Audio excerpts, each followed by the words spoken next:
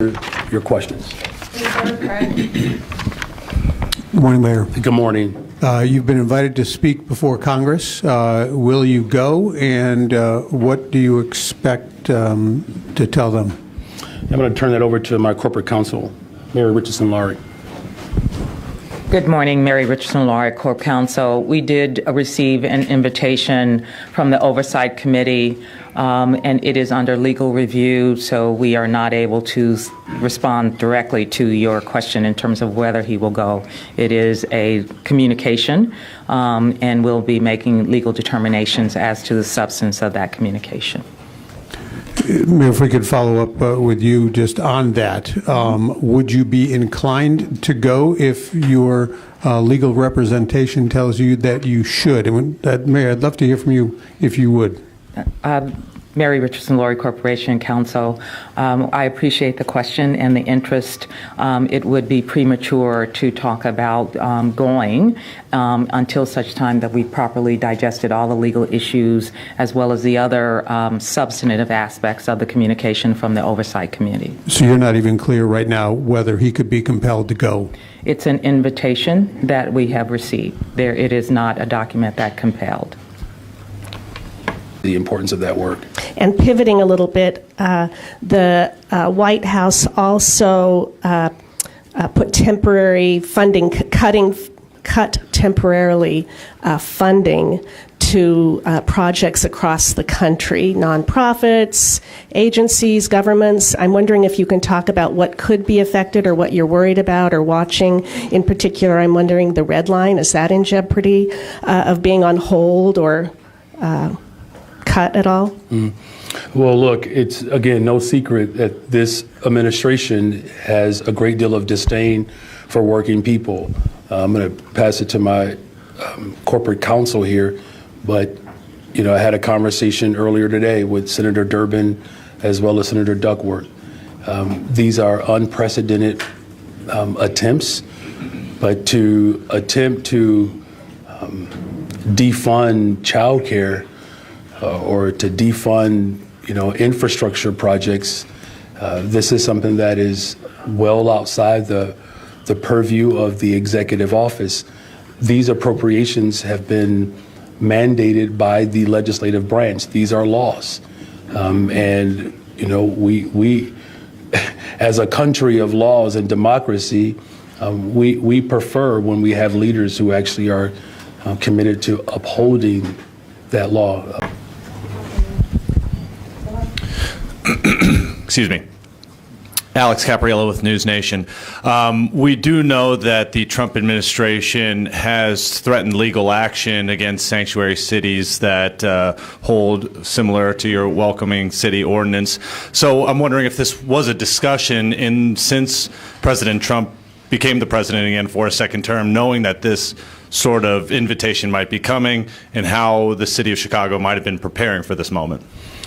Well, again, regardless of who's in the White House, we're going to project our values and what working people across this city have asked for. They have asked for investments and opportunities to make sure that they have the ability to afford to live in this beloved city, to make sure that their children can go to a school that's within their neighborhood, that's fully funded, to have reliable transportation, environmental justice, all the investments that we're making.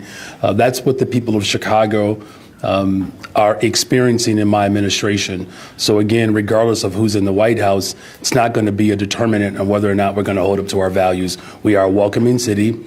We're proud of that work. And we'll continue to make sure that we're protecting the interests of all working people in this city. And a brief follow-up, Mayor. Your reaction to border czar Tom Homan making his presence known here in your city over the weekend and the arrest that happened, and your overall thoughts on this first week of the Trump administration, particularly when it comes to our city? Well, look, I think what's clear from this administration is that they do not have the full pulse or the breadth of what people in America are calling for. And, he has made it no secret that he wants to dismantle the education department. And he's made it very clear that he is not willing to, uphold the very sensibilities of our democracy to make sure that we're protecting the civil rights of individuals. Look, as a former public school teacher, the fact that everything that we won and fought for during Reconstruction, he is trying to roll back the hands of time. And as I've said, that there's a clear disdain for the fact that the Civil War went in a direction that clearly there are people in this country have not accepted. So we're going to continue to stand up for working people. That's what my mission is. The city of Chicago, we are the heartbeat of America, and we will continue to lead the way.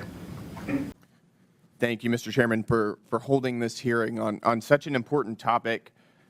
Mayor Johnson, I want to start with you. One of your first actions as mayor was establishing a deputy mayor for immigrant, migrant, and refugee rights. I want to ask you a series of questions. If you could answer with a yes or no answer, that'd be great. First of all, do you support allowing illegal aliens to obtain driver's licenses? Just yes or no? So the city of Chicago has been a welcoming city for over 40 years. I'll take that as a yes. Next question. And that's the policy that we will hold to. Do you support tax dollars subsidizing or paying for the health care of illegal aliens? I support investments in all residents of the people of Chicago, and that's what I do. That's a yes as well. Do you support free or reduced college for illegal aliens? Again, I support the investments of all residents of the people of Chicago. Take that as a yes. Next question. Do you support allowing non-citizens to vote in local elections?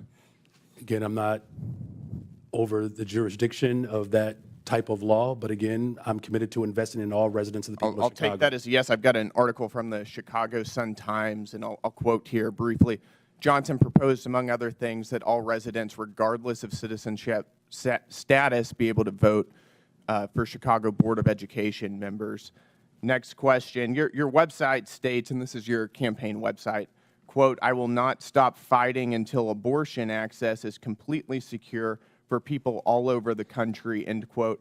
Yes or no, do you support taxpayer-funded abortions for illegal aliens? I support the reproductive rights of all people, all women. That is a yes as well. Your mayoral transition website mentioned support for creating a Chicago Board of Education non-citizen advisory board. Again, yes or no, do you support appointing non-citizens to government advisory boards? I was invited here today to discuss welcoming cities. Yes or no? I was invited here to discuss welcoming cities. This is a yes or no If you're question. interested in asking me You're not questions gonna about the filibuster. welcoming I'll city, take that as a I'm yes. happy to We're gonna answer move those on. questions. No, we're going to move on.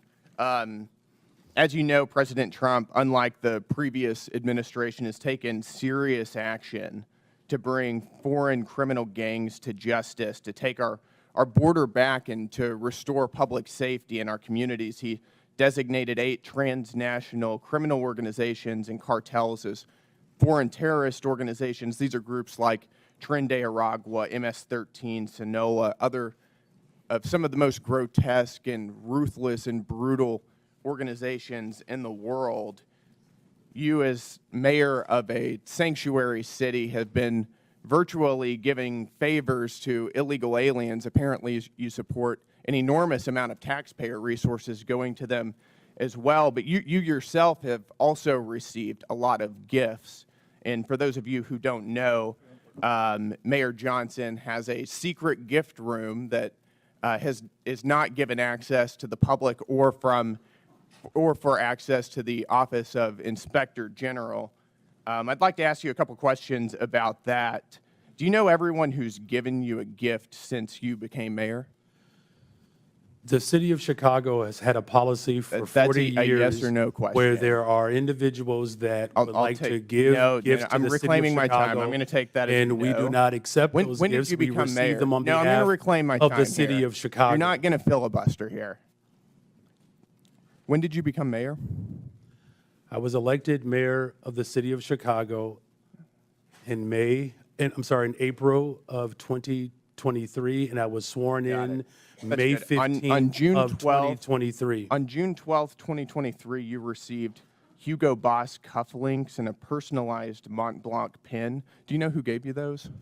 So I did not receive those personally. The city of Chicago You received those them. on behalf and of the that's city of right, on behalf of Chicago. the city of Chicago, I as every understand the mayor difference. in the Do you know history who- of Chicago who has Do you know who gave provided those gifts to the city of Chicago? Do you know who gave those to the city of Chicago?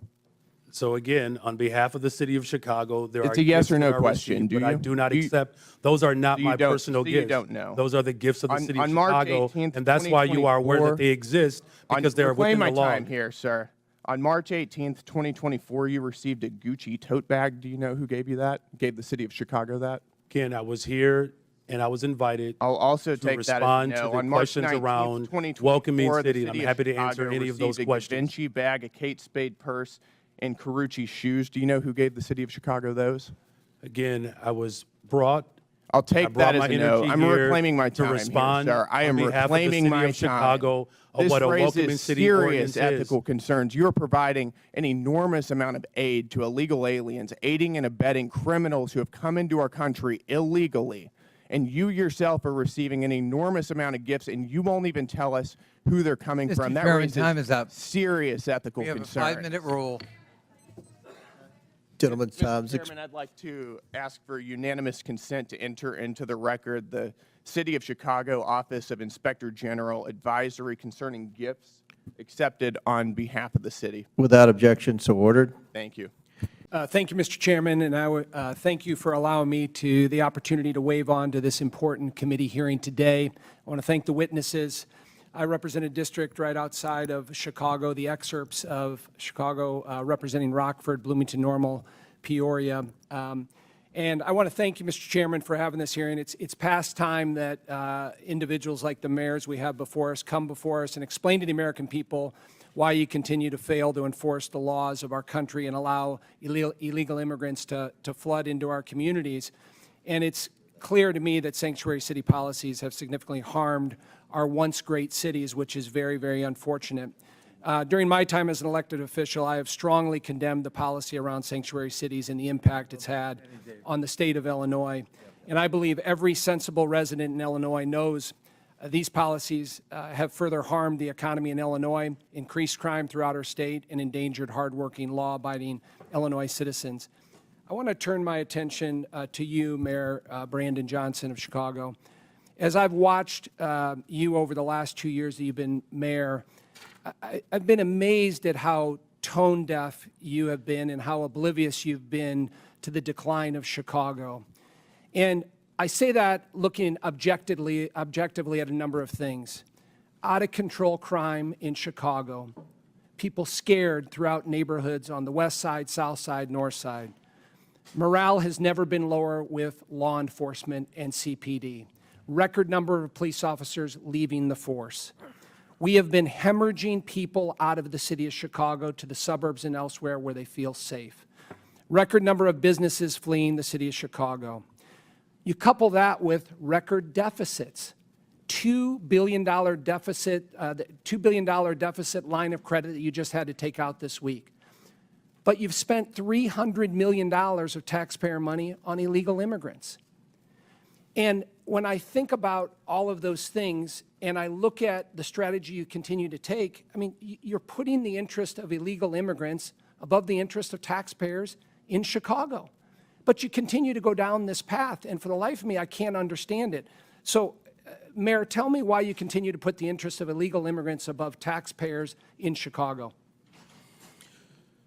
Thank you for your representation. Violent crime is down in Chicago.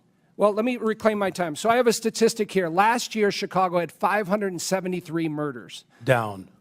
Okay, but I want to compare that to the city of New York that is almost two-thirds the size of Chicago, 337 murders. So you had 573 murders in the city of Chicago, and you're one-third the size. That's the lowest amount in 5 years under my leadership. Okay, and you look at the level of violent criminals, sexual offenses, and drug dealers. All violent crime is down in Chicago. In fact, just this year alone, Congressman, respectfully, there's a 20% decrease in violent crime in the city of Chicago. I don't agree with your statistics. Well, it's not a matter of whether or not you agree with it. It's a matter of whether it's a Let me reclaim my fact. time, because I thought you might do this.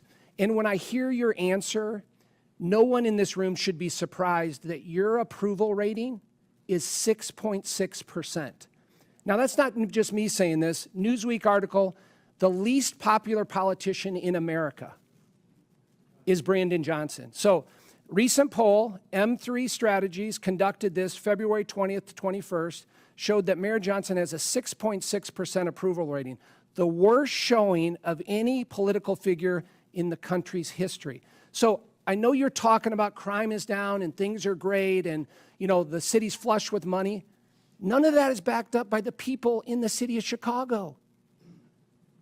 And so I'm wondering why you continue to go down this path of failed policies, destruction to the city of Chicago, people fleeing, law enforcement at an all-time low.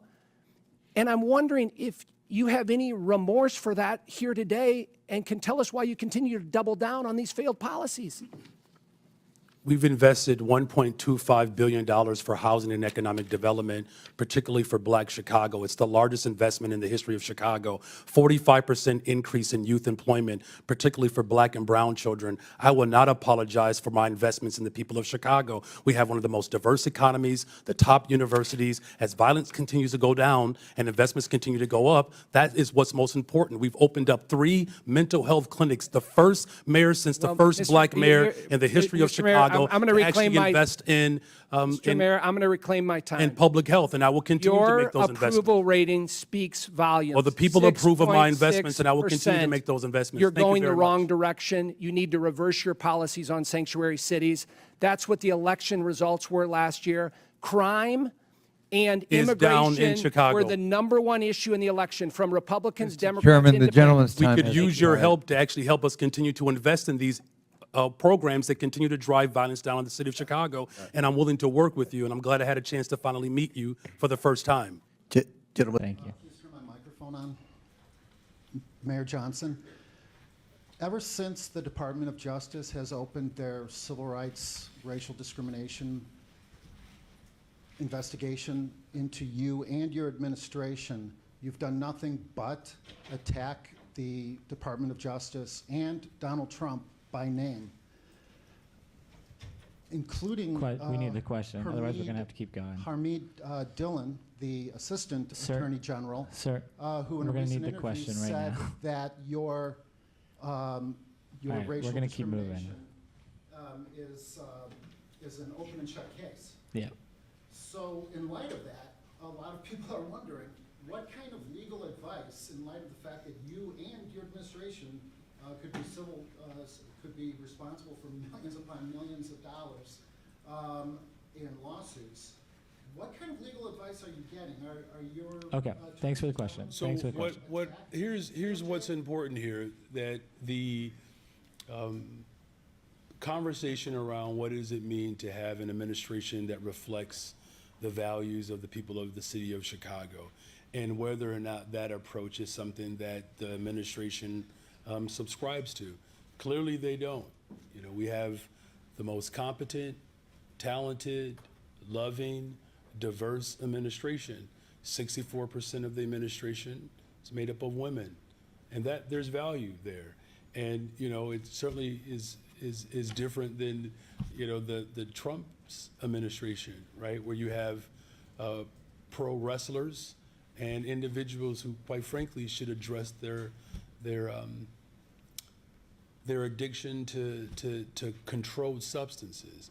And as someone who is running a department that knows nothing about Department of Human Services, right? There's a degree of, frustration that the American people are experiencing, simply because, you know, the Trump administration, again, is more interested in the country club than the country. You know, my administration speaks to the values of the people of this city and around the country. And as we continue to drive violence down in the city of Chicago, and as our investments continue to go up, it is proof positive that my administration not only reflects the values and the diversity and the competency of our city, but there are actual positive results that we can speak to.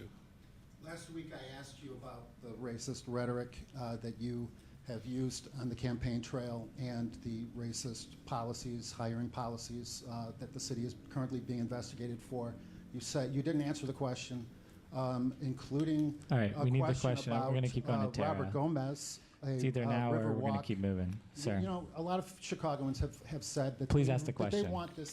want this question answered. That's fine. Just ask the question. And you interrupting a question that real Chicagoans want to have I understand.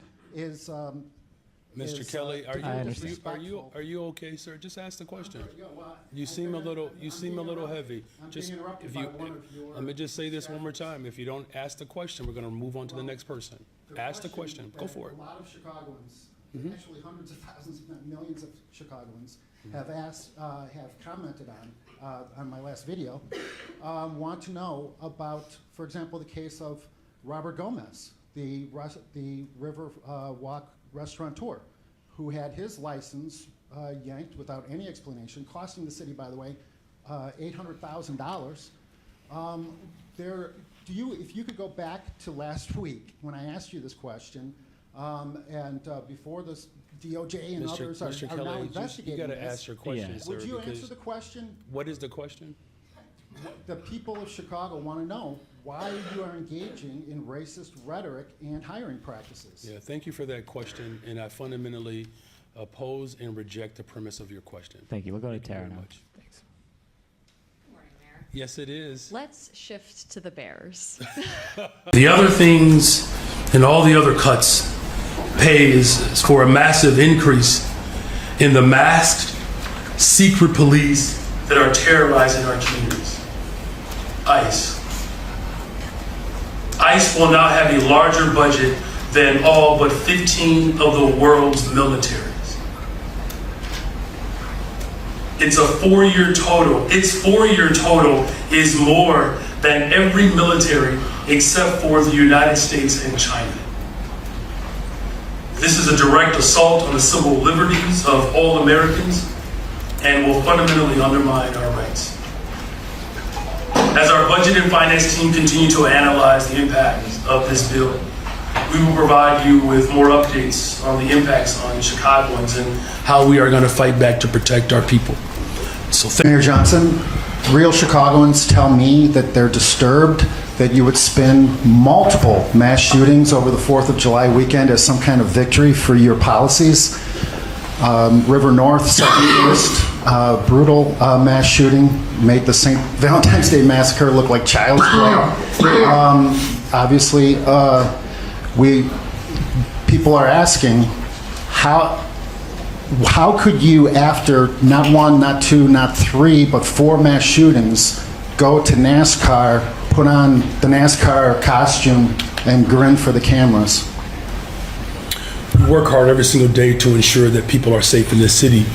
Any shooting, any homicide is one too many. And as we continue to work collectively with our shared responsibility to ensure maximum safety for all of Chicagoans, our work is never finished. If you truly believe that Chicago is the safest city, and unlike people around the country who are saying that Chicago is the mass shooting capital of the country now, Just to follow up. would you and your wife Stacy be willing to cut your security detail from 150 sworn police officers and put those police officers back on the street where they can protect real Chicagoans? So we're very proud of the work that we're doing collectively to ensure that our police officers have the resources that they need. As I've said repeatedly, it's policing and affordable housing, it's policing and youth employment, it's policing and mental and behavioral health care services. It's going to take all of us, the business community, the philanthropic community. We're working collectively with Cook County government, the state of Illinois, the state's attorney as well. The volume of cases that we are pushing towards the state's attorney so that we can continue to close out these cases as we really drill down with our detectives division as they solve crime, as they get the evidence over to the state's attorney, gives her the ability to make the prosecution so that we can continue to deter crime in the city of Chicago. That's the holistic approach that we're taking. Thank you. Mayor, on federal immigration enforcement, you know, one of the things LA has done is it has continued to be a target specifically of military force in immigration enforcement, is set up local police perimeters around schools to shield students from federal agents without warrants. Have you considered, or would you consider, setting up CPD perimeters around public spaces in Chicago, including schools, or does that not fall under the department's purview?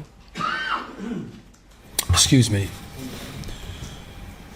You know, again, it's unconscionable at a time in which so many working people and poor people need government to show up for them, that this administration, the Trump administration, has caused so much consternation and division.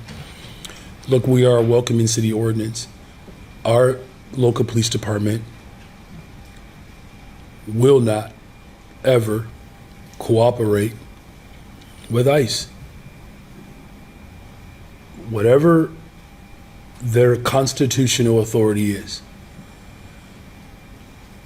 that is obviously relegated to the Trump administration. All of our sister agencies, city departments, have been thoroughly briefed by a corporate counsel, and I'll pass it over to her in a second, about what they can and cannot do. Mary? Good morning. I appreciate the question. The mayor referenced the guidelines that we issue to all city departments, as well as guidances to city agencies and Alder Corps, so they would know the parameters on what they can, acts they can take and not take. We are prohibited from viewed as, quote, interfering with a federal law enforcement action. The mayor also noted that CPD will not support ICE-related actions. We do stay in contact with 12 other cities around the country, and we are constantly examining the steps they're taking and reevaluating what additional steps we might take in the city of Chicago. Given the bill's massive increase for ICE and the willingness of the Trump administration to change the way that it uses ICE agents, especially since what we saw in Los Angeles yesterday in MacArthur Park, does the city fundamentally need to rethink how it interacts with federal officials when it comes to not just immigration, but every level, considering that increase in the funding and the willingness to no longer operate as it had under previous administrations? Well, first of all, thank you for the question. And it's clear that the President of the United States of America is using ICE, this particular federal entity, as a militarized force. That is obvious. It's unprecedented. To your question, and I appreciate the analysis that you've offered, is that the city of Chicago, like all cities across America, will have to be far more thoughtful and even innovative in how we approach the federal government, period. You know, look, I don't often quote, historic leaders, but Brandeis is probably one of the more progressive voices of that time. And as I mentioned, you either want democracy or you want an oligarchy, right? And I want democracy, and I believe most Americans, if not all Americans, want that as well. So this is unprecedented. And to the extent in which we're going to have to rely upon one another, other cities and states coming together to find the best way in which we can interact with a federal government that is quite hostile towards states and cities, that's going to be an ongoing effort. Excuse me. Please continue. I'm just coughing a little bit.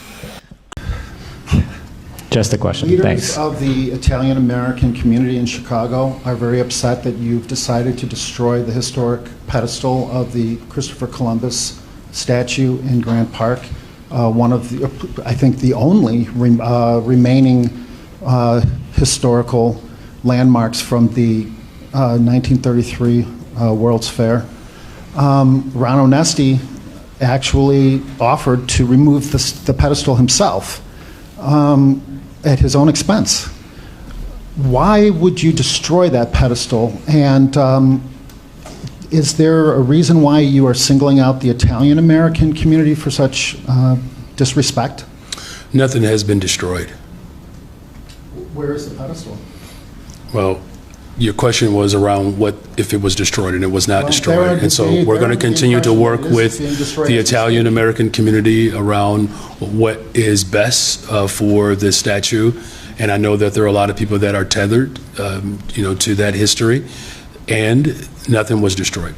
Good morning, Mr. Mayor. Good morning. The Trump administration, Trump has issued an EO to make it easier to institutionalize unhoused people. Do you agree with it? And if not, how would Chicago fight it? Could you repeat that question in his executive order to do what? To make it easier to institutionalize unhoused people. Institutionalize them. Yes. You mean to incarcerate them? It's not jail, but take them if they seem to need treatment, whether forcibly or voluntarily. Well, look, I've, made critical investments within our Department of Family Support Services to work in a strategic and a sensitive, thoughtful way of how we treat those who are unhoused, some of whom have severe mental health issues. So, my approach is what we have done, as we have worked within these encampments around the city to find services and support for these individuals. I believe that the best way in which we go about doing that is to help move people along and convince them that these are the services that are beneficial for them. That's my approach. I think anything that you do to force something on someone, you're certainly not setting them up for success. Good morning, Mayor. How are you? I'm doing well, thank you. How are you? I'm good. I know that you already talked about this, but according to the Constitution, just governors have the power to deploy the National Guard. Mm-hmm. It already happened in California.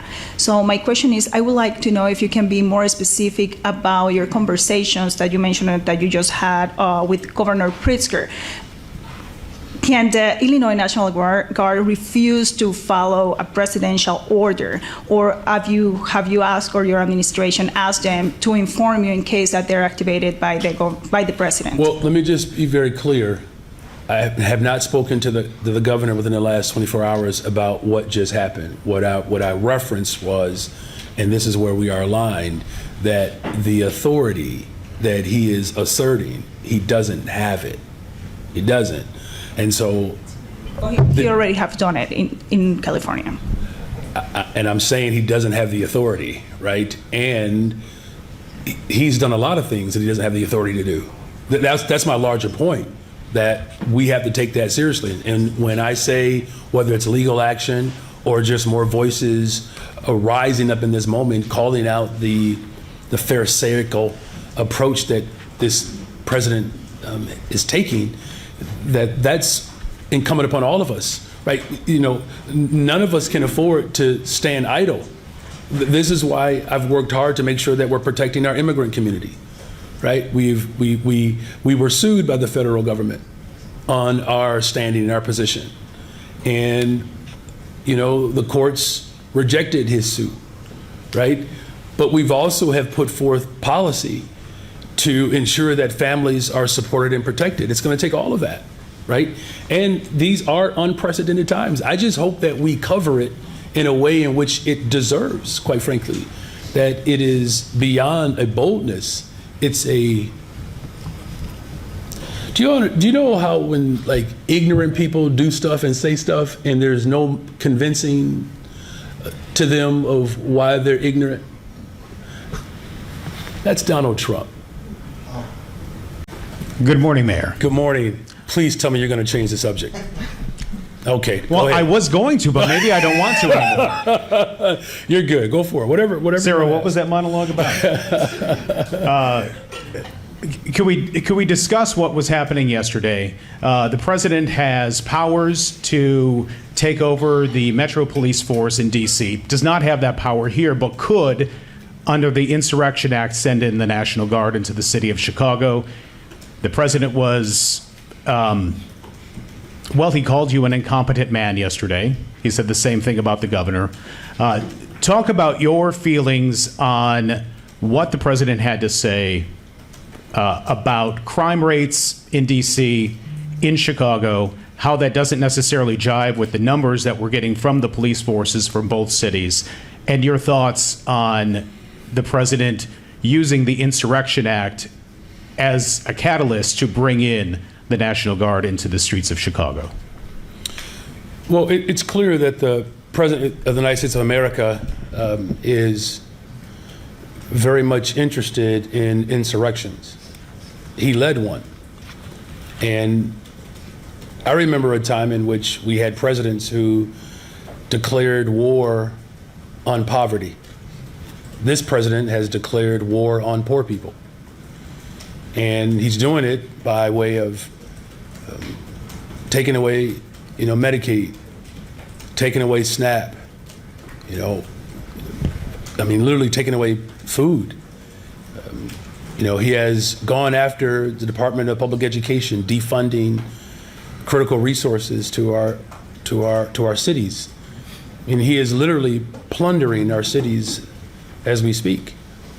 And I am quite disturbed, quite frankly, by the unhealthy style of governance where he has shredded our Constitution. And, if the president was sincere, he would not be declaring war on poor people and going after homeless people. That's a much different posture than what we're taking in the city of Chicago, right? We've expanded our shelter beds by 126%, put $40 million into our shelter system to improve them. We're on pace to build 10,000, affordable units by the time my first term ends. And we're making critical investments to drive violence down on the city of Chicago. Homicides are down 30%, shootings and shooting victims down almost 40%. So it's evident that the work is working. And so, as disturbing as it is, we can't not lose sight on what we are facing. And President Trump shifting the highest concentration of wealth into the hands of the ultra-rich. It's why here in Chicago, we're moving to challenge the ultra-rich to pay their fair share in taxes, right? You have a tax burden of working people in the city of Chicago about 19 and a half, almost 20%, where for the rich, it's about 11.5%. For the ultra-rich, they almost pay no taxes, right? And so my focus is going to always be to protect people of this city and to build the safest, most affordable big city in America. And though we take these threats seriously, we will not bow down or succumb to his tyrant rage. Have you had conversations with public safety, with the superintendent,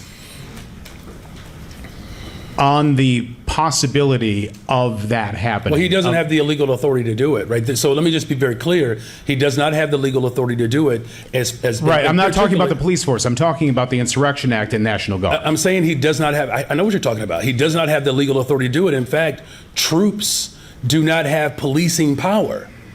They're not even trained to do that. So understand what this president is provoking. He is provoking on sending federal troops, the National Guard, into cities to plunder them, though those entities do not have policing power. So they can't even do the very thing that he claims that he wants them to do. You talk about incompetence. Look, I taught 7th grade. In Chicago, 7th graders have to pass the Constitution. I taught it. This president could use a 7th grade class right now to understand the basics of the Constitution. And so it's incumbent upon all of us as we literally watch this man shred the Constitution in front of us, taking not only a tyrannical approach, an authoritarianism approach towards governance,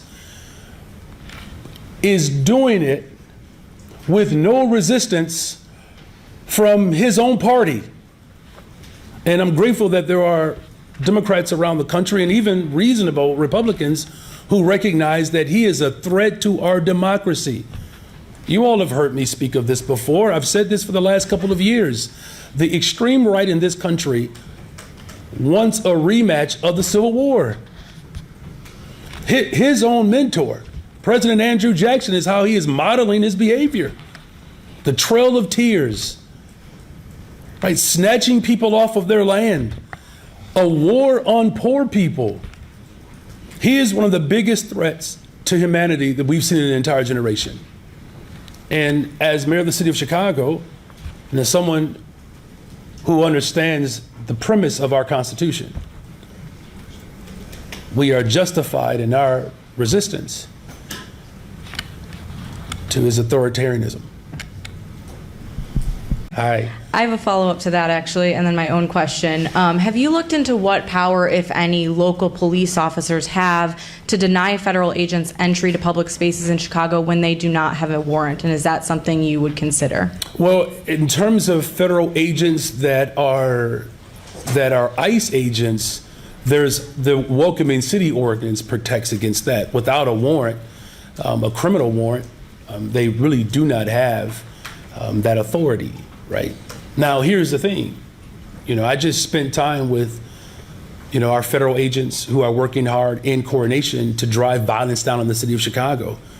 Just last week, you may have seen the announcement where we recovered, how many guns did we recover? It's around 140. Over 140 guns. And let me just tell you, it's sickening, the type of weaponry that's moving through the streets of Chicago. I mean, we're talking about, high-powered rifles, machine guns, illegally, coming from a couple of places. Indiana is one. That's a big one. Mississippi, I believe, is another one. I mean, you have gun traffickers that are coordinating with individuals in the city of Chicago to bring illegal guns through here. And there are levels of coordination that work to prevent that or disrupt it. So as far as that level of coordination, it's necessary, right? What we don't want is the enforcement, if you will, of immigration policy to be the responsibility of local police officers. That is, again, antithetical to what we're accomplishing in the city of Chicago. Switching beats a bit, you talked earlier about how you don't believe that Donald Trump has the right to send the National Guard here. But what are your plans if the president moves ahead on such plans to try to have a police force of some kind in Chicago from the national government? How are you, is it just court action? Like, what are you planning to do if that happens? Well, look, the governor and I, we're on the same page here, right? And so, legal action, will be on the table. But I want to make something perfectly clear. These individuals are not being sent to cities to police cities because they're not trained to police. These are soldiers. They don't go through the training that our police officers go through. In fact, it is quite hypocritical on the part of the president to even suggest such a move, and it is destabilizing for the city of Washington, D.C.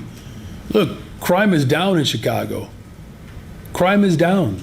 There is more work for us to do, but he wasn't adamant about ensuring that the $830 million of funding that he took away from community violence prevention and intervention. These are individuals that are on the front line in these particular communities, preventing crime, preventing retaliation from taking place, building relationships. I know these individuals. I sit with them. We spend time with them. Deputy Mayor Gatewood. I mean, we're on constant calls with these individuals that are literally on the front line to keep our community safe. And, this president's approach is like, I wish it were just a joke. He's one, but it's antithetical to what we're actually working to accomplish here. And you're seeing the results all over the country. Brandon Scott, Randall Woodfin, Mayor Bowser, Mayor Johnson in Milwaukee. 30% reduction in homicides just this year alone in the city of Chicago. 40% reduction in shootings and shooting victims. Like, these are individuals who are on the front line, the money that he took to give to the ultra rich, that are preventing violence from taking place. He's exacerbating the problem here. Again, like running amok around this country, shredding our Constitution. He's dangerous. We have seen this before. And inch by inch, he continues to see what he will get away with. I appreciate the question, I really do, because I'm going to stand firm in my defense of our city. And we need more people raising their voices against someone who is trampling over the very Constitution that we helped form and build and reform. Like, I know my history. We don't get to Chicago just simply because we were just walking around aimlessly. We're talking about my mother-in-law. My mother-in-law was a sharecropper. That's barely a generation removed from slavery. We built this country. We fought for a country that didn't see us as a full human being. This man is beyond like the tyranny that we see around the world. Because the tyranny that we're seeing around the world, in many instances, their Constitution permits it. Our Constitution was built and designed to provide checks and balance.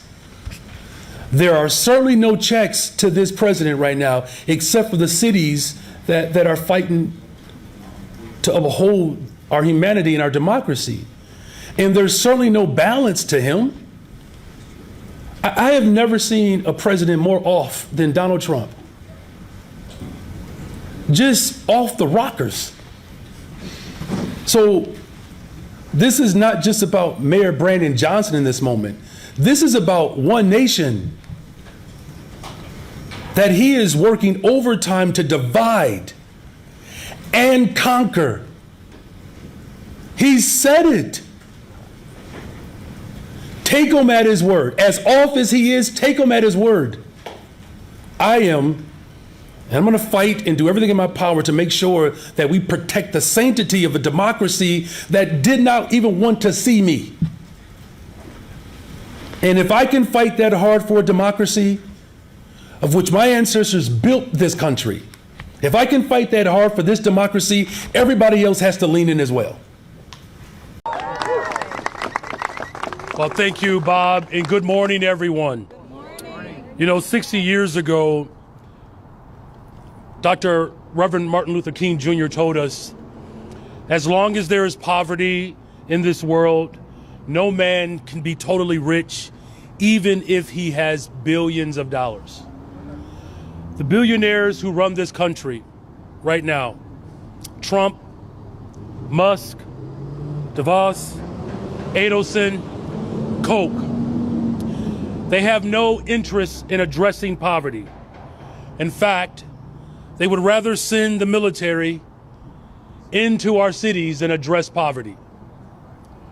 They would rather occupy our city with soldiers than allow themselves to be taxed so that we could fully fund education and provide housing for everyone. They would rather rip health care away from millions of poor people than allow their tax breaks to expire. They would rather send the National Guard to harass homeless people than just build affordable housing. They would rather cut SNAP and food assistance from families struggling to get by than pay a single dollar more in their own taxes. They don't care about solutions to gun violence or homelessness or immigration. They just don't want to see it. They don't want our communities to be safer for all of us. They just want to play on people's fears and anxieties to seize more power for themselves. These folks are not good people, you all. These are individuals who have been corrupted by greed and power. These are, in fact, some of the greediest individuals in the world. These folks are wicked.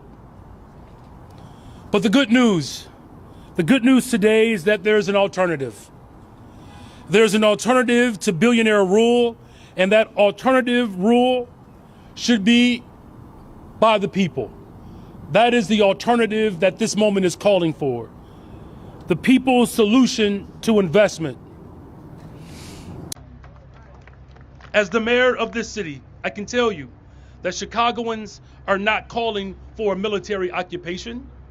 They are calling for the same thing that we've been calling for some time, and that's investment.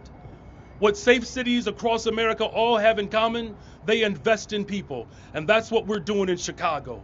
We need the federal resources to make sure that we're building more affordable housing, expanding mental and behavioral health care, education, all of these things that could reduce crime and provide real community safety. Instead of spending hundreds of millions of dollars for a publicity stunt to invoke chaos and terror, the federal government should spend that money on proven solutions to crime and violence reduction. We cannot incarcerate our way out of violence. We've already tried that, and we've ended up with the largest prison population in the world without solving the problems of crime and violence. The addiction on jails and incarceration in this country, we have moved past that. It is racist, it is immoral, it is unholy, and it is not the way to drive violence down. We cannot return to the same failed strategies that got us here in the first place. Under the previous presidential administration, we requested more federal resources to address gun violence in our city. We continue to make that same call. We have made significant progress on our own, but there is so much more that we can do if we had real support from the federal government. Our communities need more federal resources for public safety. There's no question about that. But unsolicited, unwarranted military takeover is not needed. Our message is simple. Listen to what our people are actually calling for. We're calling for investments, resources. This stunt that this president is attempting to execute is not real. It doesn't help drive us towards a more safe, affordable big city. And so, in closing, we have some very simple demands. We are calling on the Trump administration to release the $800 million for violence prevention funds that he stole back in April. We are calling for more resources to stop the endless flow of guns into our city. And we are calling for transformational investments into affordable housing and community safety. I'm proud to stand with all of the partners that are here today, as well as mayors and governors across this country. We will defend our democracy. We will protect our humanity. We will stand up for the interests of working people. And so that's the state, local government, the federal delegation that are all here committed, standing firm in our values, standing up for the greatest freaking city in the world, the city of Chicago. Thank you very much. And good afternoon, everyone. Thank you to all of the state and local county leaders that are here with us today. So let's just get to the facts. Over the past 2 years, we have seen significant reductions in crime and violence. In the last year alone, we have seen more than a 30% decline in homicides. Let me say that again. We've reduced homicides in 1 year by almost a third.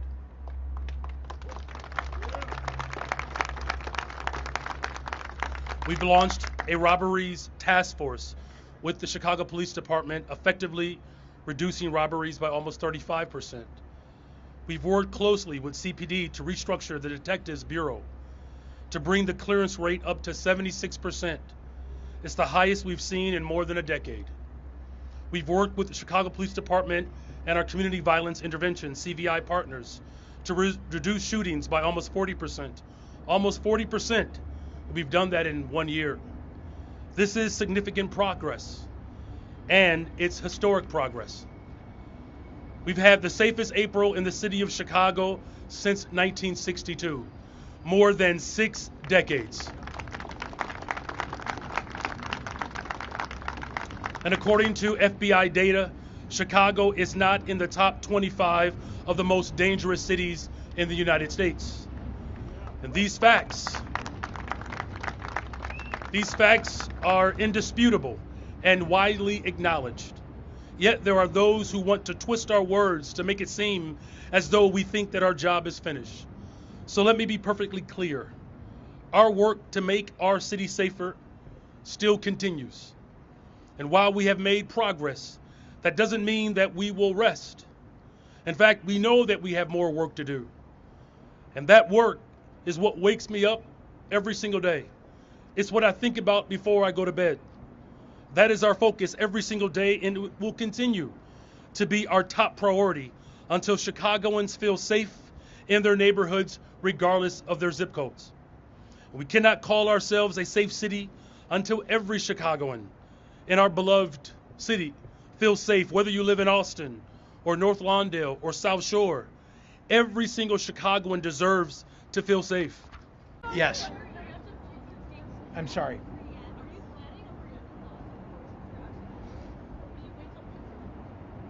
Maybe I can ask the Attorney General to talk about his work. We don't know exactly the exact circumstances in which the deployment would take place. So a preemptive lawsuit couldn't be targeted to a specific targeting of the military. So we don't anticipate that, but we don't rule it out.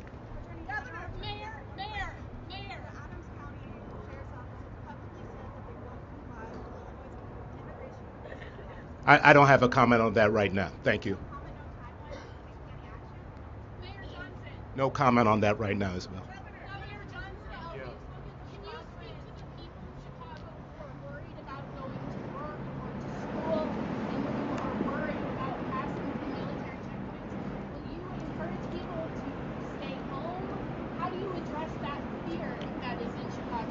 You know, thank you for that question. The way we address the fear is that we stand firm together.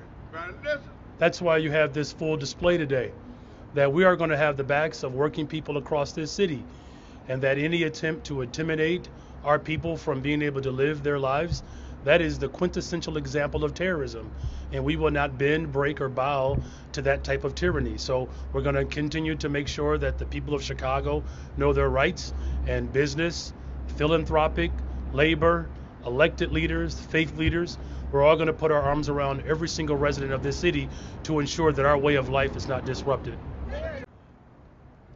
There are those who might ask if we have seen consistent historic reductions in crime and violence across our city over the past 2 years, and if we are not even in the top 25 most dangerous cities, then why are we now being targeted by the Trump administration for a military occupation? We are being targeted because of what and who we represent. Chicago was known as a working class city. We are the birthplace of the labor movement, and we will always be a union town. But we're also a diverse city, Black and Latinx, Asian, Indigenous, and whites. We are a city with vibrant neighborhoods that represent every single nationality and every immigrant community from around the world, with more than 40 different language groups that are spoken in homes across Chicago. And we are a progressive city. We believe in investing in people. We believe in standing up for the most vulnerable among us. We believe that the solution to homelessness is not the National Guard, but it is housing. Building affordable housing across American cities should be our top priority. We believe that the solution to immigration is not to separate families and throw grandmothers into the back of vans with unmarked vans and masked individuals. The solution is comprehensive immigration reform that allows anyone who wishes to come to our city or our country, if they want to work, they should have a pathway to citizenship. We believe that the solution to poverty is not incarceration, it's investment. Instead of declaring war on the poor, we should remember Lyndon B. Johnson's vision for a greater society that declares war on poverty. And we believe that you don't solve crime by sending in the military. You work every day towards constitutional policing and rebuilding trust between law enforcement and residents. You solve crimes and bring closure to victims when we ensure that our detectives division have all of the tools that they need. You solve crimes and you bring closure to victims when we hold people accountable, of course, but we have to do it constitutionally. Due process, after all, is still a right for every single person in this country. That's how we reduce crime. So we are being targeted because of who we are as a city more than anything else. We are a shining example of what happens when working people stand together.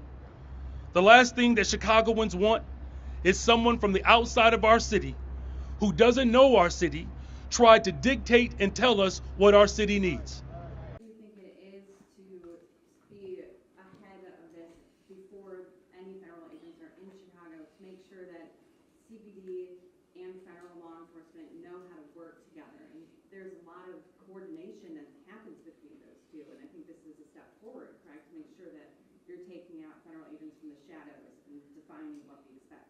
Well, look, you framed it quite well, and quite frankly, the reason why this executive order is so paramount is because even though we know that this president is behaving outside of the bounds of the Constitution, it hasn't stopped him, but it stops in Chicago.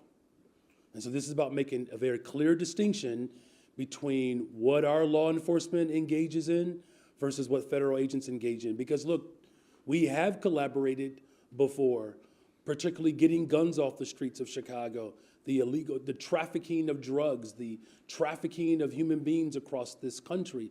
You know, we have just had a major breakthrough where guns that were trafficked in from Indiana and Mississippi, we were able to interrupt that and get over 150 guns off the streets of Chicago. That's not what's happening right now. And so this executive order makes it emphatically clear that this president is not going to come in and deputize our police department. Violet Miller, Chicago. I just wanted to ask, these reports that you're talking about, is this what we've been hearing about in the media? Is this a new report that's been confirmed to the city? Where are you guys hearing this? And when will city residents be informed of what the city knows? Well, I'm telling you what the city knows, right? And here's what we do know, that the federal government, under the direction of President Donald Trump, is preparing to send an expansive slew of federal agents to the city of Chicago. And whether it's border control, ICE agents, right, this part, which is the most upsetting, is that he has funded the ICE division of the government at a rate that is only second to the American United States government and the Chinese military. And that's dangerous, right? And so we are hearing that he plans to send these individuals to the city of Chicago this week as early as Friday. But let's be very clear what his ultimate motives are, though. He wants to send in federal troops. Make no mistake about it, he wants to send in the National Guard. He is looking to provocate, to justify his failures. And the fact of the matter is, it's disrespectful to law enforcement. Our police department has worked incredibly hard to drive down violence in the city of Chicago. This is not about violence reduction, because if it were, he would be making investments. And I can tell you what those investments have done thus far. 32% reduction in homicides. Shootings are down almost 40%. Shooting victims are down almost 40%. So this is about the militarization of cities. And in the city of Chicago, we're going to be very clear about our position to protect democracy, to protect Chicagoans, to protect our people. I just wanted to ask, these reports that you're talking about, is this what we've been hearing about in the media? Is this a new report that's been confirmed to the city? Where are you guys hearing this? And when will city residents be informed of what the city knows? Well, I'm telling you what the city knows, right? And here's what we do know, that the federal government, under the direction of President Donald Trump, is preparing to send an expansive slew of federal agents to the city of Chicago. And whether it's border control, ICE agents, right, this part, which is the most upsetting, is that he has funded the ICE division of the government at a rate that is only second to the American United States government and the Chinese military. And that's dangerous, right? And so we are hearing that he plans to send these individuals to the city of Chicago this week as early as Friday. But let's be very clear what his ultimate motives are, though. He wants to send in federal troops. Make no mistake about it, he wants to send in the National Guard. He is looking to provocate, to justify his failures. And the fact of the matter is, it's disrespectful to law enforcement. Our police department has worked incredibly hard to drive down violence in the city of Chicago. This is not about violence reduction, because if it were, he would be making investments. And I can tell you what those investments have done thus far. 32% reduction in homicides. Shootings are down almost 40%. Shooting victims are down almost 40%. So this is about the militarization of cities. And in the city of Chicago, we're going to be very clear about our position to protect democracy, to protect Chicagoans, to protect our people. Can you talk about why you need an executive order to do that? Is this not work the city is already doing, informing people of their rights?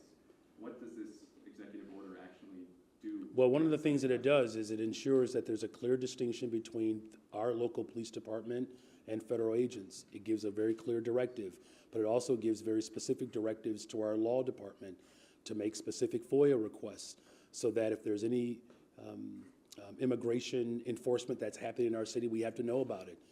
Just back in June 4th, there was an entire operation in our city that the federal government didn't disclose. This is about uncovering the truth. But this is also about making sure that every single legal measure that's available to us, that my law department pursues it.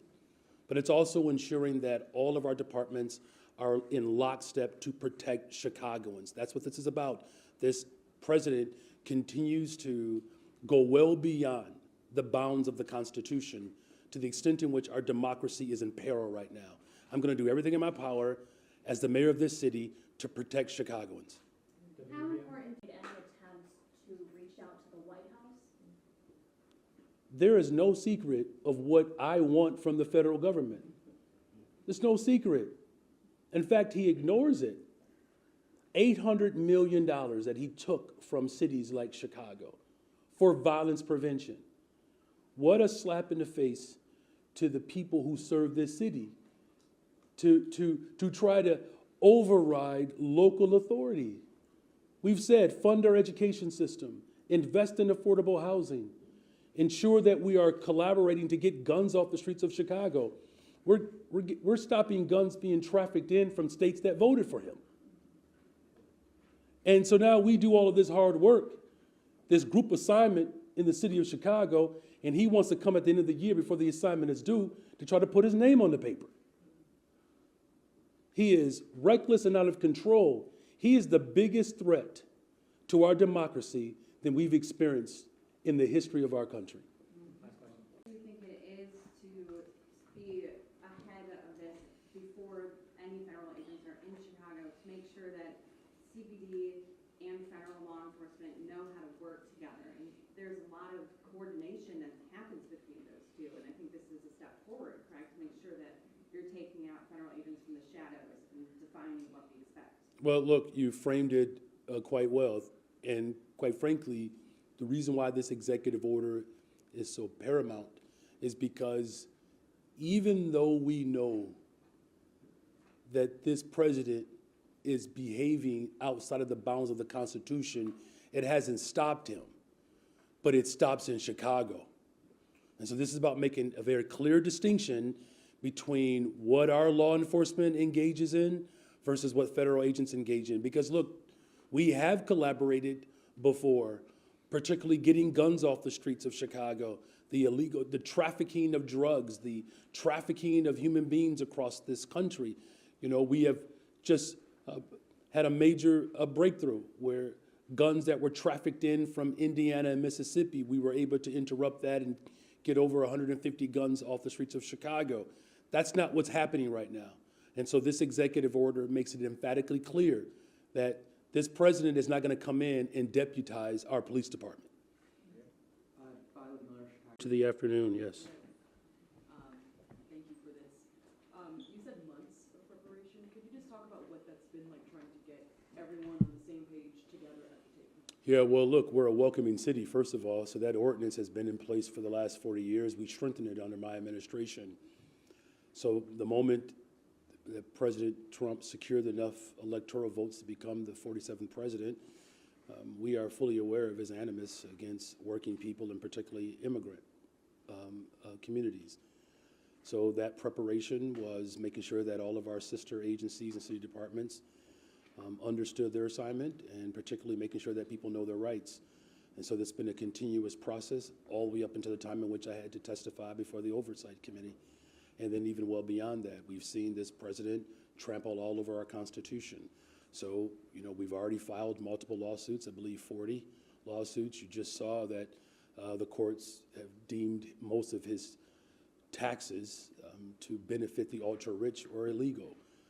So this is not a surprise to us in terms of his erratic and petulant behavior.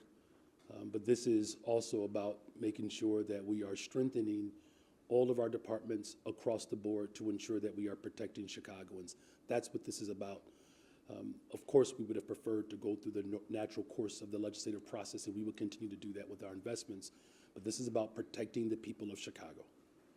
There is no secret of what I want from the federal government. $800 million that he took from cities like Chicago for violence prevention. What a slap in the face to the people who serve this city to try to override local authority, ensure that we are collaborating to get guns off the streets of Chicago. We're stopping guns being trafficked in from states that voted for him.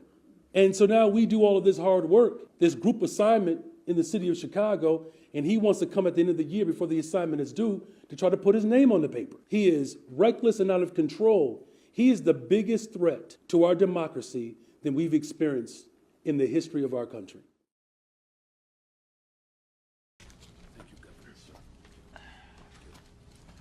Thank you, Governor. Good afternoon, everyone. Good afternoon. Thank you, President Preckwinkle, Lieutenant Governor Stratton for being here, and our Attorney General Raul, and to the members of the press. Today we stand here united as the state of Illinois, Cook County, and the city of Chicago to send a very clear message. We do not want or need military occupation in our city. We do not want or need militarized immigration enforcement in our city. We have been clear on that, and we will continue to take every single measure that we can to protect our people from these threats. However, I also want to be clear about this. There are measures that the federal government can take right now to help continue to drive down violence and crime in our city. We need the federal government to stop the endless flow of guns into our state and into our city. Chicago police officers have taken more than 24,000 guns, illegal guns, off the streets of Chicago since I've taken office. Over 24,000 illegal guns taken off the streets of Chicago since I've been in office. They have worked hard every single day to make our city safer, and they've made historic progress. However, we will never be able to end gun violence in Chicago as long as the president continues to allow tens of thousands of guns to be trafficked into our state and our city. The vast majority of guns do not come from Chicago. They are not made in Cook County. They are not bought in the state of Illinois. These guns come from red states. They are coming from Indiana. They are coming from Mississippi. They are coming from Louisiana. And that is the harsh reality, whether Republicans like it or not. Occupying our city will do nothing to solve this problem. No matter how much work we do or how hard we work, whether it's expanding our Detectives Bureau, investing in community violence intervention, and addressing the root causes of crime, none of it will ever be enough until the president decides to end the mass trafficking of guns in our city. For every gun that the Chicago Police Department fights to get off the streets, 2 or 3 more new guns come into our city. Chicago will continue to have a violence problem as long as red states continue to have a gun problem. Shootings will continue as long as this presidential administration continues to put politics over people. We have sued Glock over their semi-automatic guns that are easily converted into automatic weapons with switches. We have taken down gun stores in Indiana that illegally sell thousands of guns to traffickers who move them into Chicago. But whatever we shut down, and whenever we do this, another one pops up. The governor has worked extremely hard to strengthen our gun control laws across our state. And as much as we would like to, we cannot send officers across state lines to stop this problem at the source. We only have jurisdiction over our own city. The governor only has jurisdiction over our state lines. It is the role, and more importantly, the responsibility of the federal government and the president to stop the trafficking of weapons across state lines. For every shooting in Chicago, there is a gun trafficker in Mississippi making money. There is a gun trafficker in Louisiana profiting off of our pain. And this is a serious problem that has gone on for far too long, and it requires serious solutions. We wrote a letter to President Biden after a mass shooting in Chicago 2 years ago, asking for more resources to stop gun violence in our city by deploying federal agents to hold these gun traffickers accountable. President Biden responded with more resources and stronger enforcement, and that alone had a significant impact on gun violence in our city. We need President Trump to do the same. Instead of using militarized ICE agents to terrify our communities here in Chicago, instead of sending in Border Patrol to our city to detain mothers and fathers who have called Chicago their home for decades, working class people who pay their taxes and make our communities stronger, they should direct those resources to taking down gun traffickers so that we can finally put a stop to the violence. If the Chicago Police Department had a fighting chance, we could end gun violence in Chicago. But as long as this president allows hundreds of thousands of guns to come into our city, we will always be fighting an uphill battle. And so our call to the president and to his fellow Republicans who want to weaponize the tragedy of gun violence, the Republicans who want to use the pain of families who have lost loved ones to shootings, and who want to use our city as a punching bag. Our response is that they should get their own house in order before they say anything about the city of Chicago. We have done tremendous work with the Bureau of Alcohol, Tobacco, Firearms, and Explosives, ATF in Chicago. On August 4th, ATF worked with the Chicago Police Department to take 171 guns off the streets in just one action. They took 64 machine gun switches. These are devices that turn guns into automatic weapons, and they are almost always found on the scene of mass shootings in our city.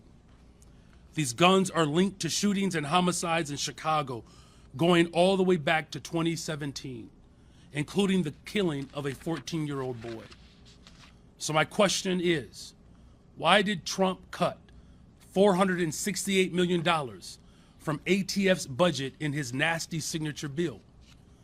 Why did he cut funding for the agency responsible for getting guns off our streets by almost 30%? Why did he cut 1,465 positions from an agency that is so critical to reducing gun violence?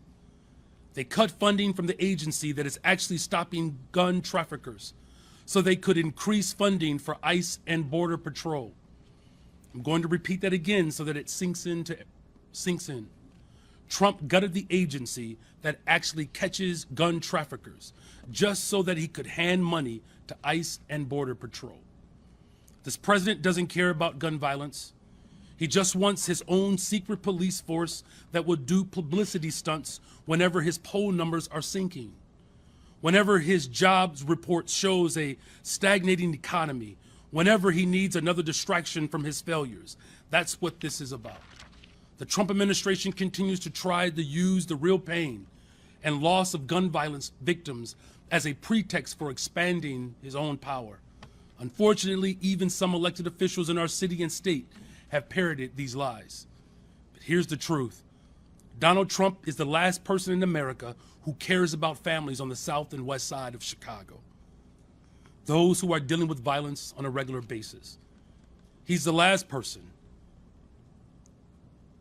The thought doesn't even cross his mind. If he did, he wouldn't have cut $800 million from violence prevention organizations. These are funds that would have gone towards organizations on the South and West Side who are on the front lines driving down gun violence. He wouldn't have cut $468 million from ATF. He wouldn't be sending ICE and Border Patrols to Chicago. He would be sending ATF agents to Mississippi. He would be sending these agents to Indiana. He's worried about the wrong border. We don't have an immigration crisis in Chicago. We have a gun crisis, and the president could care less about the real solutions. In closing, violence in Chicago is not because we have too many immigrants. It's because we have too many guns. So our message to Trump continues to be the same. Stop posting truth socials. Stop making statements. Stop threatening to send troops or ICE. Stop defunding our communities. Just do your job and end the trafficking of guns into our city. And thank you. With that, we'll turn the podium over to the Cook County Board President, Tony Preckwinkle. Do you consider, given that Tom Homan said flooding the zone because Illinois and Chicago won't cooperate, will you consider some sort of deal to lower the temperature? We absolutely cooperate when we've got federal officials helping us or when we can help them go after criminals. That's not what they're doing. What they're doing is, you know, you've heard the term round up the usual suspects. Like, let's just get everybody who has brown skin and we'll just one by one go through them until we find somebody who's done something wrong. That is not the way we do law enforcement in this country. You have alleged to do something, you can be arrested if there's a judicial warrant or there is probable cause. That's how it works. That is not what ICE is doing, and that is not what troops would be doing. And can I just be very clear, though, since you mentioned Tom Homan, you're talking about the individual who took $50,000 in a bribe to steer contracts to detention centers that contributed to President Donald Trump's campaign. This administration cannot be trusted, and if there's anyone that should be charged, the crime is Tom Homan. Mayor Johnson, governor on this already, but why are you confident that things like executive orders and courts can stop Donald Trump from coming here when time and time again he's flouted such? Well, you know, clearly this president is not interested in governing, right? We're talking about we're hours away from the government shutting down, and the very troops that he's looking to deploy won't get paid. Look, we're going to use every single tool that's available to us. Let's be clear. We're talking about unprecedented behavior from an individual that, quite frankly, has demonstrated that he's double-minded and unhinged. And so the best thing that we can do right now is come together, and that's what you're seeing right now. It's me standing alongside of the governor, the board president, our elected leaders, our faith leaders, our business leaders. We're all clear that not only is this president behaving outside of the bounds of the Constitution, that it's going to require all of us to ensure that we're protecting people. We're talking about little girls and little boys being ripped apart from their mother and their father.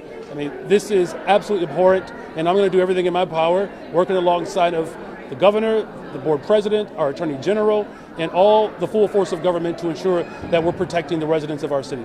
Governor, so much. Good morning, Mayor. Or is it? No, it's afternoon. Yeah, good afternoon. Good afternoon. Some of the language in the Department of Transportation's release referred to the review being done because of discriminatory, illegal, and wasteful contracts that are part of this. What does that say about the contractors who have been hired as part of this as efforts to expand access to the work? Yeah, well, what he is saying to these contractors is that he doesn't value the work that our diverse contractors are providing. Look, there's no secret here that I've worked hard to make sure that we have a diverse pool of contractors and that we ensure that the communities that we are investing in, that those communities get to play a part in the development of those communities. It's only fair. And his animus towards working people, more specifically black and brown people, that's been on display for some time. And there's no secret of how he feels And quite frankly, he's not the only one. It's coming from the extremism in the right-wing presentation that we are dealing with right now, where they have shut down the government and they have gone after black and brown and working and poor people in this city and across this country. And what it means for me is that I'm going to continue to stand up and fight to lead the resistance against this tyranny, to ensure that working people are prioritized and the families who have been historically left out of opportunities, that they get to get their fair share. When you talked about using all available tools to fight back, will there be lawsuits filed in order to get the funding restored or back on track? The legal route, absolutely. Resistance in our streets and peacefully assembling and petitioning this government to do its part, looking at legislation. Here's what I'm counting on. Our congressional delegation to stand alongside of me and fight this president. That's what our priority should be right now. And I'm grateful that we have members of our congressional delegation who understand the assignment and they're not getting distracted by the ideological frame that has been promulgating throughout our discourse right now. So our congressional delegation, the legal system, organizing within our communities, and then challenging people around the country, that he's also attacking our friends in Atlanta, Georgia, holding up their dollars as they're looking to ensure that all individuals get an opportunity to participate in the development of our respective cities. So to follow up, you're confirming a lawsuit is on the table? Everything is on the table. Okay, and will red line extension construction continue on time this year, or does it need to be paused until this funding is unfrozen or secured elsewhere? Well, look, the first thing that we have to do is to make sure that we're using every single tool. I believe that this is not just an egregious act. I mean, he is working outside of the parameters of what our ordinances and our state law provides for minority and women-owned participation. There's no secret that he has a great deal of animus towards individuals, particularly black and brown and women, and just poor people and marginalized people in general. But this certainly means that we're going to do everything in our power to ensure that construction continues. The South Side has fought for this for 50 years, and we have finally delivered it. And after 50 years of struggle to make sure that the South Side is prioritized, this president is going to try to disrupt that, not under my watch. So just to confirm, no immediate plans to pause the bulldozers? We're going to continue to move forward. All right. Again, good afternoon. Can you give us your response to the Trump administration freezing the $2.1 billion to the Red Line extension as well as the Red and Purple Line projects, allegedly because of race and sex-based contracting? Oh, this is another example of how deranged this president is and how fixated he is on, removing opportunities away from black and brown and Asian and working class communities. The fact that he has committed billions of dollars to other countries that are undermining our farmers here in this country, or billions of dollars to other countries who are starving children and flattening infrastructure in regions across this globe, and the west and the south sides of Chicago get nothing, it accentuates that his priority has always been to represent the interests of billionaires and the ultra-rich and large corporations. And, we just opened up 4 new stations on the Red Line on the north side of Chicago. So here we are on the north side of Chicago, where the residents here understand the benefit of these investments. But for the south side of Chicago, he is saying that our communities get nothing. And so, I'm going to fight it, and I'm going to make sure that those dollars remain in our communities. And so, depending on how long the funds are frozen, like what are the next steps? We're going to use every tool that's available to me to ensure that those dollars are restored to the people of this city, and especially at a time in which the south side of Chicago is under siege with his federal agents that are terrorizing our communities, where black families are being awakened in the middle of the night with masked, armed men with high-power weapons in their face. But yet, when it comes to making sure that the economic vibrancy of our city is prioritized, he's willing to send billions of dollars outside of our country while working people that he promised that he would prioritize are left with nothing. So I'm going to use every tool that's available to me to fight to make sure that those dollars are restored and we can continue to develop our communities. Mr. Mayor. Afternoon, Mayor. Good afternoon. I want to follow a little bit on Charlie's question having to do with your conversations with the state legislative delegation, specifically about transit, but I want to expand that a little bit to talk about your plan to seek out progressive revenue as a way to help the city balance its budget for next year. How are those conversations going with the legislative leaders, and do you believe that the legislature will be in a position to consider some of the things you'd like to do during the veto session? Well, let's just break this apart for a second, okay? First of all, my budget is going to reflect my values. That I said that we're not going to balance it on the backs of working people, and that, I made a commitment not to raise property taxes, and so my budget won't do that. Now, we are going to challenge corporations and the ultra-rich to put more skin in the game. So I'm going to do that. It also includes challenging our General Assembly to fight against the Trump tariffs.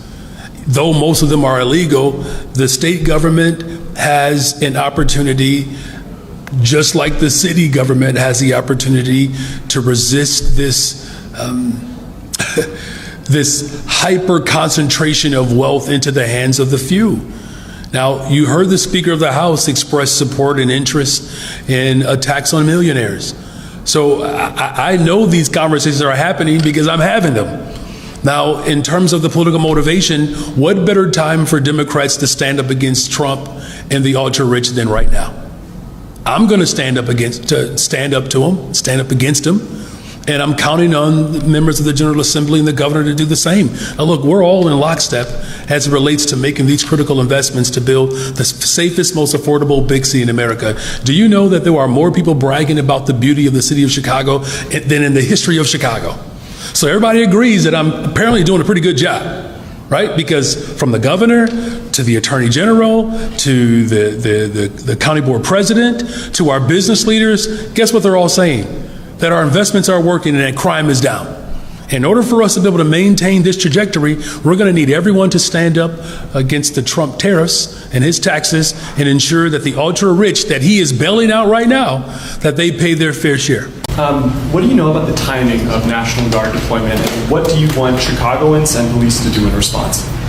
Well, look, this president has waffled on multiple occasions, which I believe is evident that we have been so emphatic in our position and resolved in our presentation that this president has attempted to find many different maneuvers to try to circumvent the power that we are establishing.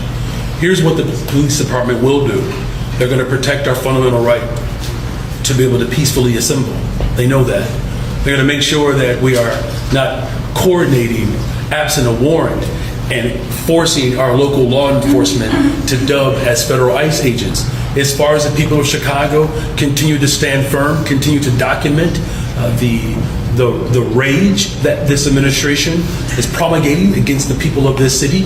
And then I'm asking, of course, all of our elected officials, whether it's through executive order or through the passing of laws, to ensure that we maximize protection in this city. All right, last two questions. Thank you. Despite how difficult this might be at this time, do you feel it's a good time? Do you feel it's important to share a message to the Latino community to try to remain calm so they don't fall into the trap of confrontation, especially after what we've seen this weekend? We don't want to justify the president's intentions, and we don't want to jeopardize anybody. Yeah. Go ahead, Tony. You know, the Latino community has remained calm. And I'm grateful for all of the residents in this city that have remained calm during this very chaotic time. It's why he's escalating. Do you understand, like when people are picking on you and you don't react, what do? They get angrier. This is proof positive that we have remained calm. I mean, at what point does our humanity and our democracy remain the most central focus here? Trump's federalized ICE personal military shot and killed someone. They shot someone else again just this past weekend. And here's my message to the immigrant community. It's the message that I have for all of Chicago. We will use every single tool that is available to us to protect the dignity and the sanctity of our humanity. And that I'm calling on this president to leave us the freak alone. We haven't bothered anybody. We're talking about a city where our economy is rebounding, where violent crime is going down in the city of Chicago, where black, brown, Asian, white folks are coming together, standing up for working people. The last message I would offer up is I need our congressional delegation to stand firm in this moment and not get distracted or weary. That's my message. Let's go to Tony. Hi, Mayor. Hi. I wanted to ask a question. Why should people feel safe with an executive order that feds have refused? So one of the things I wondered, you talked about a lot of coordination with folks. Has your administration coordinated at all with Cook County State's Attorney's Office? And are there like criminal charges that you would like to see her bring against these ICE agents for tear gassing little streets or? And if you could just also clarify whether this is a civil or a criminal violation if they ignore the sign. On the criminal side of things with the State's Attorney's Office, are you looking to have police bring charges, have her file charges related to any other kind of action? I believe they should. I most certainly believe they should. And look, we are having conversations with multiple levels of a government. One, to make sure that we're not criminalizing protesters. Let's start there. That's right. And it's incumbent upon every single level of government to make sure that we're protecting the right to be peacefully assembled. In Chicago, in the state of Illinois, the county of Cook, we should not be carrying out the same level of indignity against the people of this country as this administration has done against American residents. And so it works both ways. We should not criminalize the fundamental right to peacefully assemble. And when the federal government works outside of its constitutional authority, I do believe that law enforcement has a moral responsibility and obligation to hold those individuals and those systems accountable. Good morning. Can you specify if this executive order is going to apply only to ACE agent or any federal agency that is supporting the immigration rates? Also, I know that you mentioned it, that if they violate it, they will be taken to court. But this administration is being taken to court since day one, multiple times. Do you think that they're going to follow this executive order? Well, do I believe this president is going to follow simple law?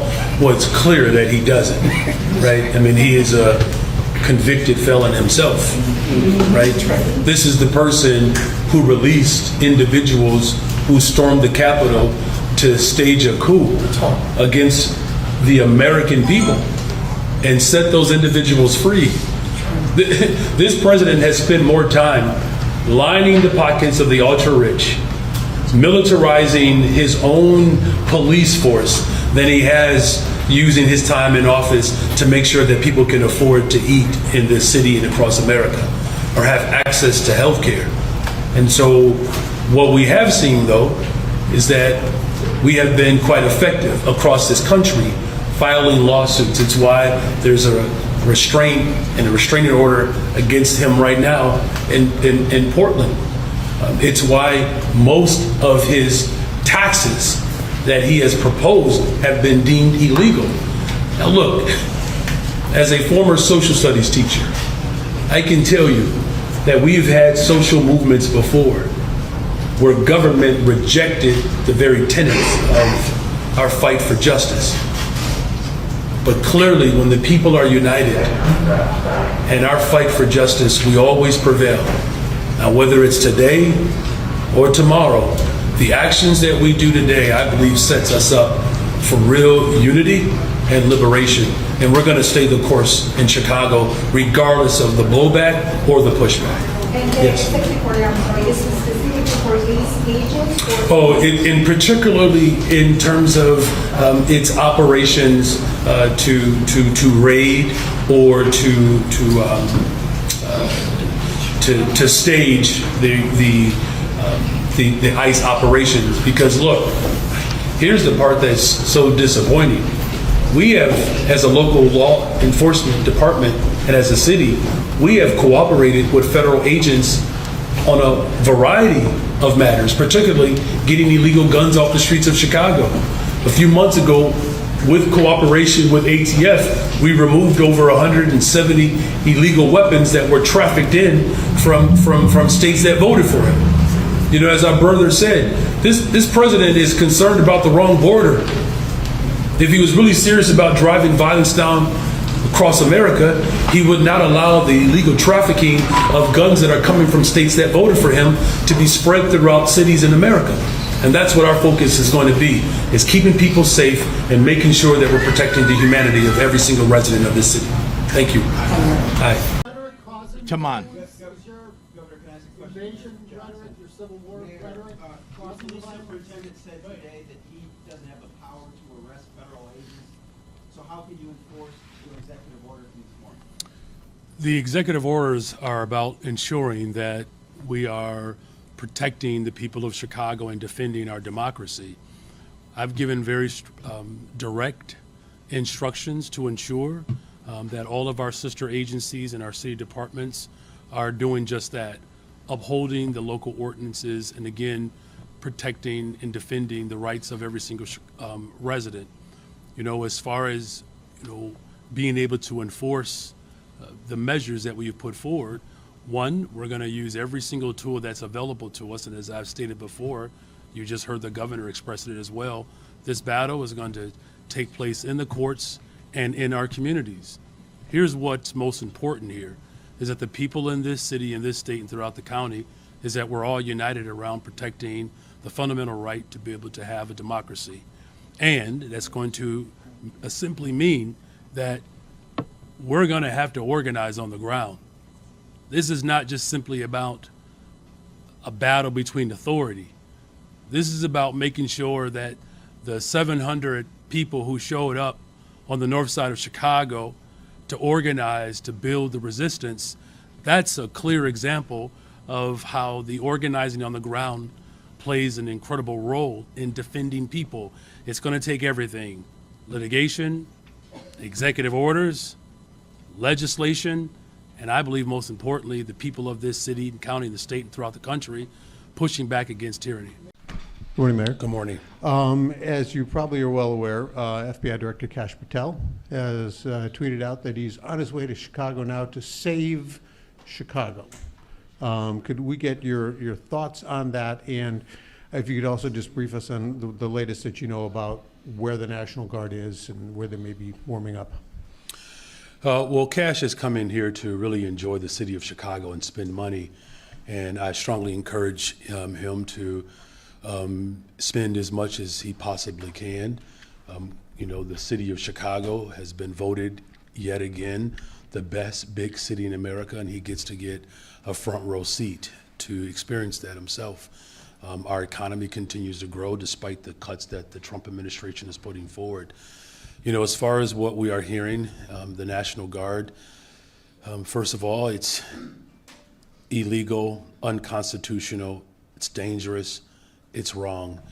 This is not about deportation. This is not about safety for this president. This is about authoritarianism.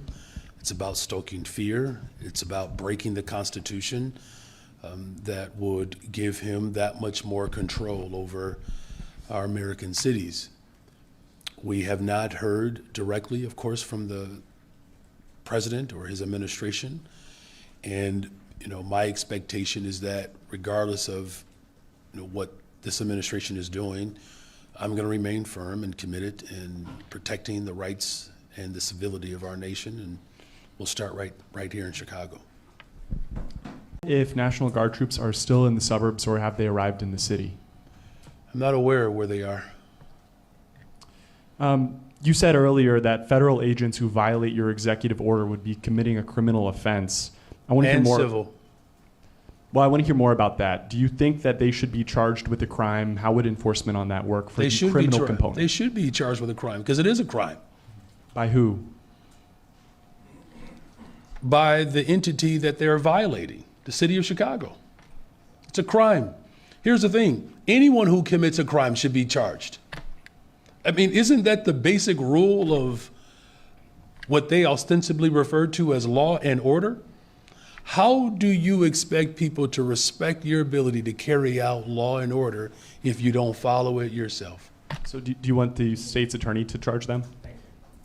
I'm saying that they should be held accountable. Following up on CPD again.